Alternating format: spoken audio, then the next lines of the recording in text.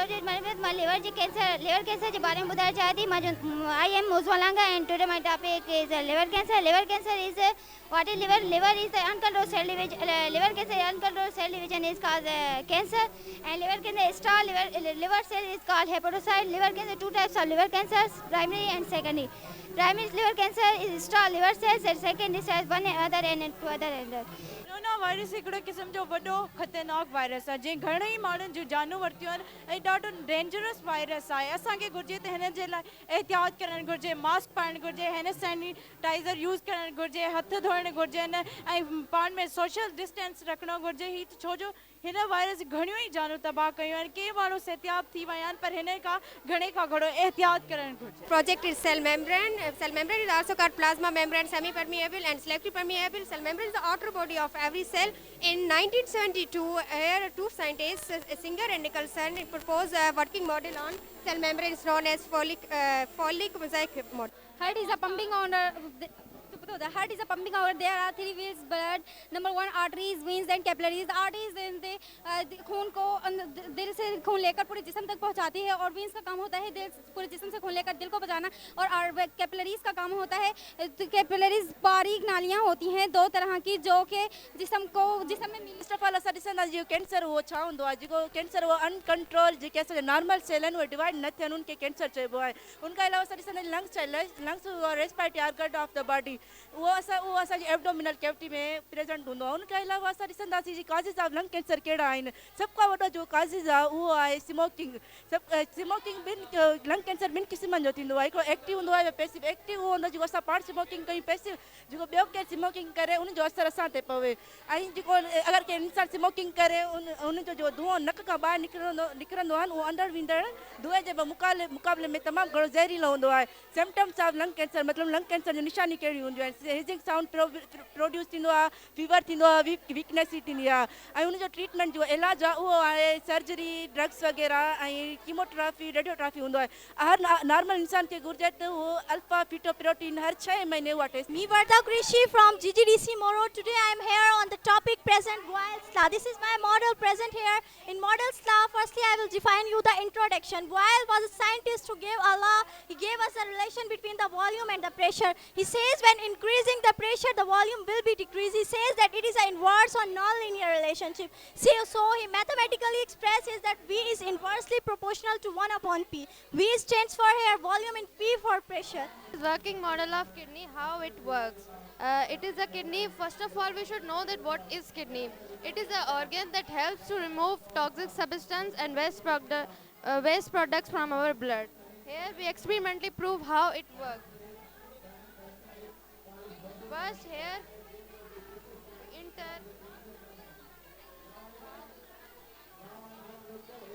so this is experimentally prove how kidney works. From here, there are the unit of kidney is nephron, and this is from here the blood is purify, and from here the blood is remove or Amount of your time, but I just explained that these kinds of activities give a wings to a girl to fly. Sir इन बेहतरीन event जे बारे में तव्हां छा चवणु चाहींदो? असां mori मां इहो हिकिड़ो सिंपल चवंदा, असां मोराई वॾा ख़ुशनसीब आहियूं जो अहिड़ो वॾो इवेंट असांजे शहर में ऑर्गेनाइज़ थी रहियो आहे, जंहिंमें असांजा मुख़्तलिफ़ स्कूलनि जा ॿार, कॉलेजिस जा ॿार, गर्ल्स कॉलेज हुजे, बॉयज़ कॉलेज हुजे, पार्टिसिपेट करे रहिया आहिनि। माना असांजे ॿारनि में उत्साह पियो पैदा थिए त भाई तइलीम ई सभु कुझु आहे, बहितरीनु ज़ेवर आहे। असां बाक़ी मोरे वासियुनि खे बि हिदायत कंदासीं त पंहिंजनि ॿारनि खे तइलीम जे ज़ेवर सां नवाज़ियो, छो जो सही सुञाणप शनाख़्त जेका थींदी आहे माण्हूअ जी तइलीम सां थींदी आहे। We are lot of enjoying to visit the exhibition, science, especially science exhibition, because we are related to that of science. So ॿारनि जी तमामु घणी हार्ड वर्किंग आहे माशाल्लाह, ऐं मां सम्झां थो सभई माण्हू इन्हनि खे एप्रिशिएट कनि त जीअं ॿारनि जा वधि खां वधि कमु कनि। जी सर माशाल्लाह, मोरो में तमामु बहितरीन आर्ट आहे, ॿारनि वटि तमामु बहितरीन जेको टैलेंट आहे। अल्लाह ताला मोरो जे ॿारनि खे ईअं ई हमेशह सलामत ऐं ख़ुशि रखे। माशाल्लाह माशाल्लाह। मां इन ते हिकिड़ी ॻाल्हि ऐड कंदुमि त नो डाउट त मोरे जे ॿारनि में टैलेंट आहे, पर हिननि जे उस्तादनि, टीचर हुजनि या लेडी टीचर हुजनि, उन्हनि जो माना कावशूं आहिनि जिन हिननि ॿारनि खे तयारु कयो आहे, मोटिवेट कयो आहे, स्किल्ड कयो आहे। सो उन्हनि उस्तादनि खे बि सलाम हुजणु घुरिजे तव्हां सभई उन्हनि खे एप्रिशिएट कयो जेको हेॾो वॾो इवेंट अरेंज कराइण में अहम किरदारु अदा कयो आहे। हिन इवेंट जे बारे में मां इहो चवंदुमि त जीअं गुज़िरियल साल ही थियो हुयो उहो थोरो नंढे पैमाने ते हो, हींअर तमामु हिकिड़ो वॾे पैमाने ते थी रहियो आहे। ऐं हिन में ॾिसो त गवर्नमेंट जो स्कूल जेको आहे जंहिंखे असां चवंदा आहियूं गवर्नमेंट इदारा पहुते आहिनि, पर ईअं न आहे। हाणे सॼो ई गवर्नमेंट जो निज़ाम आहे जेको हाई स्कूल अरेंज करे रहियो आहे, हितां जी टीम हिन खे अरेंज करे रही आहे। ऐं काफ़ी ॿार वर्क कनि पिया। मां गवर्नमेंट मेरान डिग्री कॉलेज में प्रोफेसर आहियां, अब्दुल गफ़ार कीरियो। जीअं त ही काफ़ी मॉडल ठाहे रहिया आहिनि, प्रैक्टिकली वर्क करे रहिया आहिनि। हाणे इन प्रैक्टिकली वर्क करे जेके ॿिया ॿार उनखे ॾिसंदा त उहे उन मां मोटिवेट थींदा, उन्हनि में जोश जज़्बो पैदा थींदो। ऐं हेॾी सारी एक्टिविटी जेका आहे हिते मोरे शहर जो जेको इवेंट थी रहियो आहे, हेड़ी कोरोना जी सूरत हाल मां ॿार निकिरी आया आहिनि ऐं उनजो ज़हन माइंड जेको हिकिड़ो बहितरीन जॻह ते सेट थी वियो आहे। त असां ईअं चवंदासीं त ही जेको गाला आहे इहो हर साल थियणु खपे ऐं बहितर तरीक़े सां थियणु खपे। ज़ाहिर आहे हींअर जेको थियो आहे इन में गवर्नमेंट जी इन्वॉल्वमेंट बि आहे, उन्हनि सपोर्ट कई आहे, DCO वारनि SDM वारनि सपोर्ट कई आहे ऐं गवर्नमेंट इदारनि चाहे प्राइवेट इदारनि में हिन में काफ़ी सुठी परमार्श कई आहे। इनशाला आईंदे बि जेको सो अहिड़े तरीक़े जा प्रोग्राम थींदा जंहिंमें ॿारनि में शऊर पैदा थींदो ऐं इनशाला ॿार मथे ईंदा। तमामु बहितरीनु प्रोजेक्ट आहे तव्हांजो, तव्हां इन जे बारे में छा ॿुधाइणु चाहींदो? ये वाला प्रोजेक्ट जो है मां तव्हांखे ॿुधाए सघां थी, इंसान में साह खणण जो अमल, इंसान में साह खणण जो अमल ॿिनि फेफड़नि वसीले थिए थो। इंसान असांजा मतिलबु साह खणण वारा फेफड़ जेके अॻे पासे सीने सां ऐं पुठे वारी कंगे सां मतिलबु जुड़ियल हूंदा आहिनि मशकनि जे ज़रिए। असां हवा नक वसीले फेफड़नि ना ख़ारिज करे त फेफड़नि में वेंदी आहे ऐं उहा कार्बन डाइऑक्साइड वारी ॿाहिरि निकिरंदी आहे। उन सां हिकु क़िस्म आहिनि एप्लिक्लोरिस, लेरिंग्स ऐं ट्रेकिया हिकु नक जी थिलीअ जी वरी आवाज़ मतिलबु अंदरे जिस्म जो हूंदो आहे जेको असांजो मतिलबु खुलंदो आहे। लेरिंग्स असांजे आवाज़ पैदा करण वारियूं हिकिड़ी मतिलबु आवाज़ पैदा करण हिकु दॿो हूंदो आहे जेको मतिलबु खुलंदो आहे। असां आवाज़ जेको मतिलबु कढूं था, हींअर मां ॻाल्हायां पई, उहो बि असां लेरिंग्स जे वसीले कढूं पिया। एपिग्लोटिस जो मतिलबु आहे त उहा हिकिड़ी मतिलबु असां खाधो वग़ैरह खाऊं था, जिस्म में जेको पहुचे थो मतिलबु उन नलीअ जे ज़रिए उहो अलॻि थो पहुचे ऐं जेको साह खणण वारी नली आहे उहा अलॻि थी वञे। मतिलबु इन जो मतिलबु इहो आहे त असां जॾहिं साह खणंदा आहियूं त असांजी नली उहा अलॻि हूंदी आहे, खाधे वारी नली अलॻि हूंदी आहे, त जीअं उन में मतिलबु अची न वञे।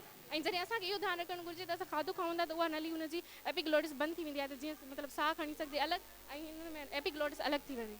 ऐं दिलि जो कमु आहे त उहा फेफड़ वसीले धड़कंदी आहे ऐं उहा असांजा रत पहुचाईंदी आहे जिस्म ॾांहुं। उनजो नलियूं हूंदी आहे हिकु वार नली जेका तमामु सन्हड़ी हूंदी आहे, उहा मतिलबु जिस्म ॾांहुं रत खणी उहा दिलि आहे पहुचाईंदी आहे। शरियान उहे वॾियूं नलियूं हूंदियूं आहिनि जेके दिलि मां रत खणी जिस्म ॾांहुं पहुचाईंदी आहे।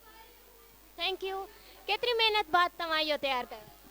मतिलबु हिनखे हिकिड़ो ॿ ॾींहं लॻा थोरो मतिलबु ठाहिण में, छो त वरी कुझु कमी पेशी हुई त असांखे पंहिंजी टीचर्स ॿुधायो त तव्हां हिनखे हीअं करेक्ट कयो, त पोइ असां हुनखे हीअं करेक्ट कयो। ये पॉल्यूशन है, पॉल्यूशन की 4 टाइप्स होती है, soil pollution, water pollution, noise pollution और एयर पॉल्यूशन। जो सॉइल पॉल्यूशन, जो वाटर पॉल्यूशन है उसके भी 3 टाइप्स है, इंडस्ट्री, होम्स और एग्रीकल्चर। होम से सारा गंदा पानी भी हमारे इसमें जाते हैं समंदर में। इंडस्ट्री वाला केमिकल्स भी हमारे समंदर में जाते हैं जो हमारे एग्रीकल्चर को नुकसान पहुंचाते हैं और जो वो हमारी सब्जियां उगती है उससे हमें नुकसान भी होता है। कदम उठाएंगे तो हम आगे बढ़ेंगे ना। पहला कदम उठाएंगे तो हमें चोट लगेगी बहुत, लेकिन हम चोटों से सीखते हैं। हमें पहला कदम आगे बढ़ाना चाहिए, फिर हमें रेत मिलती है, फिर हम उससे फिसलते हैं, फिर पानी होता है, फिर हम तीनों से हम आगे बढ़ेंगे तो हमें इनाम जीतेगा। सक्सेसफुल के 3 टाइप्स हैं। एक देयर हिम्मत करनी चाहिए, हमें हिम्मत होगी तो हम आगे बढ़ेंगे ना। और दूसरा सेल्फ कॉन्फिडेंस, हमें सेल्फ कॉन्फिडेंट होना चाहिए। और तीसरा साबित कदम। सूरज की रोशनी है, सूरज की नौयत है जो हमारे ऑल ऑफ वर्ल्ड पर पड़ती है। ये 7 वेव्स पर काम करती है और 7 वेव्स पर जो काम करती हैं वो फ्रीक्वेंसी और वेवलेंथ के ज़रिए करती है। जो फ्रीक्वेंसी होती है ये लहरों की तादाद होती है। ये जो विजिबल लाइट है ये हमारे माशरे में ये जो विजिबल लाइट है इसे हम सीन कर सकते हैं, और ये दूसरे वेव्स हैं इन्हें हम सीन नहीं कर सकते क्योंकि हमारी जो आँख है इसकी इतनी रेंज नहीं होती कि हम उनको सीन कर सकें। एक अंधेरे कमरे में अगर आप जाएंगे, रोशनी मारेंगे, अंधेरे कमरे में अगर आप जाएं तो उस पर रोशनी, टॉर्च की रोशनी मारेंगे तो वो चीज़ों पर रोशनी पड़ती है और वो रिफ्लेक्ट होकर हमारी आंखों पर पड़ती है, फिर वो चीज़ हम आसानी से देख सकते हैं। ये जो बिल्कुल ये जो वो रेज हैं, ये जो बल्ब आप देख रही हैं, ये भी एक लहरों की तादाद में काम करते हैं। जो लहर होती है ये हमारे पूरे ऑल ऑफ वर्ल्ड को पर चला रही है।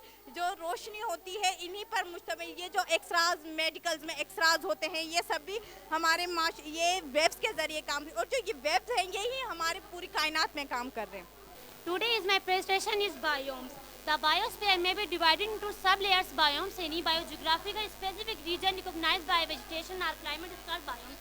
Biomes के 4 major types Hain: forest, desert, grassland and tundra. Tundra के 2 major types हैं: Arctic tundra and alpine tundra. Biomes के 2 component Hain: abiotic component and biotic component. Tundra are the treeless plains. The tundra are the coldest plains of all the biomes.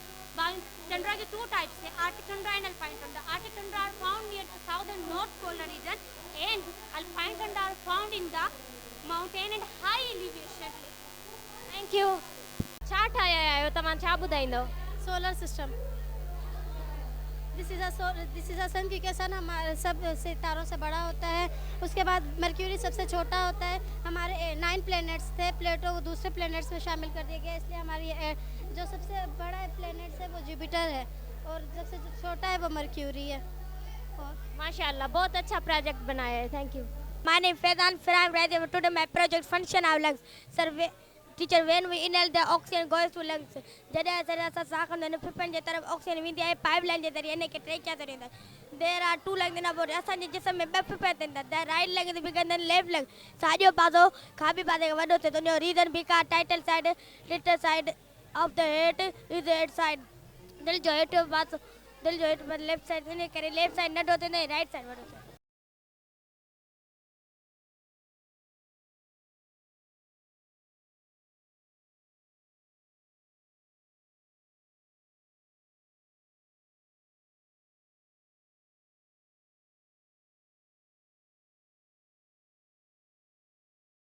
तमामु बहितरीन मेहनत कई आहे तव्हांजे school बि, त तव्हां छा चवणु चाहींदव? वाकई मेहनत त ॾाढी आहे। सभिनी स्कूल पंहिंजे पर में ॾाढी मेहनत कई आहे। असां पंहिंजी भरपूर मेहनत कई आहे इहो रिप्रेज़ेंट करण लाइ त मोरो जा ॿार बि कुझु करे सघनि था, कुझु ॾेखारे सघनि था माण्हुनि खे। ऐं पंहिंजी असां मेहनत पुरजोश लाथी आहे त माण्हुनि खे ख़बर पए, अचनि मोरो सिटी खे एक्सप्लोर कनि ऐं असांजे अहिड़नि इदारनि खे मथे वधाइनि। असल में ॿारनि जेको आहे ॾाढा एक्साइटेड आहिनि अॼु इन एजुकेशन जेको ॻाल्हायो आहे मोरो जो, उन जे हवाले सां। छाकाणि त कोविड जो जेको असां वटि 1.5 साल खां 2 साल तइलीम ॾाढी डिस्टर्ब रही आहे, उन खां पोइ हिकिड़ो ॾाढो सुठो इन्वायरमेंट अॼु असांजे इन जेका मोरो एजुकेशन ॻाल्हाए सोसाइटी आहे उन ॿारनि खे प्रोवाइड कयो आहे, जंहिंमें ॿार ॾाढा एक्साइटेड आहिनि परफॉर्मेंस करण जे लाइ। ऐं हुन ॾाढा सुठा सुठा जेको आहे परफॉर्मेंसिस कयूं आहिनि। ऐं उन खां अलावा जेको आहे असांजे टीचर्स बि ॾाढो ख़ुशि आहिनि इन हवाले सां। मैम, छा चवणु चाहींदव तव्हां पंहिंजे स्कूल जे ॿारनि जी एॾी महिनत, ॾाढी सुठी महिनत थियल आहे तव्हांजे ॿारनि जी, छा चवणु चाहींदव? फर्स्ट ऑफ ऑल असांखे ॾाढो ही एजुकेशन ॻाल्हा प्रोग्राम ॾाढो असांखे मज़ो पियो। ऐं करोना खां पोइ मुंहिंजे ख़्याल में त पेरेंट्स सफ़ा थी विया कनि मायूस, त असांजे ॿार हींअर पढ़ी बि न सघंदा। पर अॼु पेरेंट्स आया आहिनि, ॾाढो उहे ख़ुशि थिया आहिनि त करोना खां पोइ असांजे ॿारनि जी तइलीम वरी रवां दवां थी वई आहे। असांखे अॼु ॾाढो मज़ो पियो अचे। जेके गेस्ट आया आहिनि ॾाढा सुठा असांजे स्कूल खे राइज़िंग स्टार खे कमेंट्स मिलिया आहिनि। My name is Bhaktawar from grade 8A, Vision Public School Moro. तव्हांजो प्रोजेक्ट माशाल्लाह तमामु बहितरीन आहे, छा चवणु चाहींदव? असां ॾाढी मेहनत कई आहे। असांजो प्रोजेक्ट जेनेटिक्स जे बारे में आहे। त जेनेटिक्स उहा ब्रांच आहे बायोलॉजी, जंहिंमें असां हिक ॿिए खां डिफरेंट लॻंदा आहियूं या असांजे पंहिंजे पेरेंट्स जे लॻंदा आहियूं, उहो सॼो असां जेनेटिक्स में पढ़ंदा आहियूं। ऐं उनजा कुझु मॉलिक्यूल्स आहिनि जीअं DNA, RNA, क्रोमोसोम। तव्हांजे प्रोजेक्ट जो नालो छा आहे ऐं छा मक़सदु आहे? जेकी असांजी हेल्थ खे मेंटेन कंदी आहे। कुझु ॿुधायो वधीक हिन जे बारे में। एक्चुअल में ये जो बैलेंस डाइट है, ये हम balance diet is a diet that contain different kinds of food in a certain quantities and proportions. According to the most recent recommendation of balanced diet is a balanced meal including fruits and vegetables are the most healthiest food to eat. तव्हां कहिड़े school खां आहियो? Vision Public School Moro. माशाल्लाह। My project is about the circulatory system. The transportation system in humans is called circulatory system. The circulatory system is also called cardiovascular system. The circulatory system, like other system, is made up of different organs involving lungs, heart, blood and blood vessels. Heart is a major organ in the circulatory system whose job is to pump the blood. Pulmonary artery takes deoxygenated blood up to the lungs, whereas the left side of the heart takes oxygenated blood which transfers blood to the all body parts. Sister me Nabila from grade 7. Today my project is heart. The heart is a major organ in the circulatory system whose job is to pump blood at regular intervals throughout the body. The pumping of heart is called heartbeat. The heart of another beats 72 times in a minute. Heart is cone-shaped, hollow reddish muscular organ about the size of fist, which is made up of special muscles called cardiac muscles. The upper two chambers are called atria, left atrium and right atrium. The lower two chambers are called ventricles, right ventricles and left ventricles. right atrium receive deoxygenated blood through vena cava, and the from right atrium the blood is pumped into right ventricle through tricuspid valve, and the blood from right ventricle is pumped into lungs through pulmonary artery. If in the lungs oxygen is absorbed and carbon dioxide is removed, and the blood freshly oxygenated blood is pumped into left atrium through pulmonary vein, and the blood is then pumped into left ventricle through bicuspid valve, and the blood is then pumped into aorta. Aorta pump the blood through the body parts.